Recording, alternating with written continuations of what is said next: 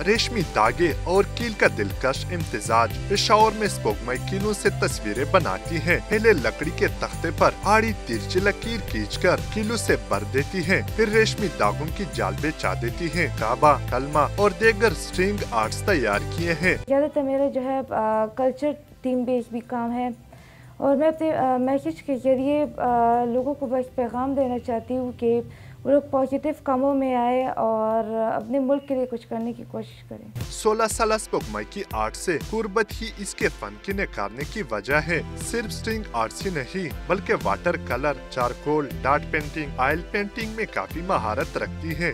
Drawing की, sketching की और उसके बाद मैं पेंटिंग की तरफ आई और मैंने अभी तक 500 से ज़्यादा पेंटिंग्स बनाई है, जिसमें क्राफ्ट्स भी आती हैं और दूसरी मीडियम में भी जो काम है। मैंने मुख्तलिफ मीडियम्स में काम किया है, जैसे एक्रेलिक है, ऑयल पेंट है, चारकोल है वगैरह। मुख्तलिफ नुमाइश में मकामी सतह पर अवार्ड भी जीत चुकी हैं, जबकि कौमी सतह पर भी नाम कमाने के लिए पुरअज़म है। कैमरामैन असफंजार अंजुम के साथ सईद वजीर, डॉन न्यूज़, पेशावर।